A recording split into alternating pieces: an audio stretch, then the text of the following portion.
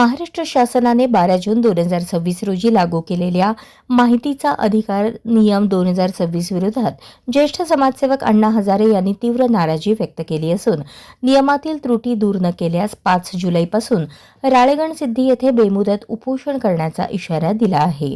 माहितीचा अधिकार कायद्याच्या मूळ उद्देशाला बाधा आणणाऱ्या आणि नागरिकांच्या माहिती मिळवण्याच्या अधिकारावर मर्यादा घालणाऱ्या अनेक तरतुदी नव्या नियमांमध्ये समाविष्ट करण्यात आल्याचा आरोप माहिती अधिकार कार्यकर्त्यांनी केला आहे. या पार्श्वभूमीवर राळेगणसिद्धी येथील ज्ञानमाता माहिती अधिकार नागरिक समूहाच्या शिष्टमंडळाने 17 जून रोजी अण्णा हजारे यांची भेट घेऊन शासनाच्या राजपत्रातील नियमांची माहिती दिली. शिष्टमंडळाने नियमांमधील विविध त्रुटी तसेच माहिती अधिकार कायद्यावर होणाऱ्या संभाव्य दुष्परिणामांविषयी सविस्तर निवेदन अण्णा हजारे यांच्याकडे सादर केले. त्यानंतर अण्णा हजारे यांनी मुख्यमंत्री देवेंद्र फडणवीस यांच्याशी चर्चा करणार असल्याचे सांगितले. पत्रकारांशी संवाद साधताना अण्णा हजारे म्हणाले, माहितीचा अधिकार हा लोकशाहीचा महत्त्वाचा आधारस्तंभ आहे.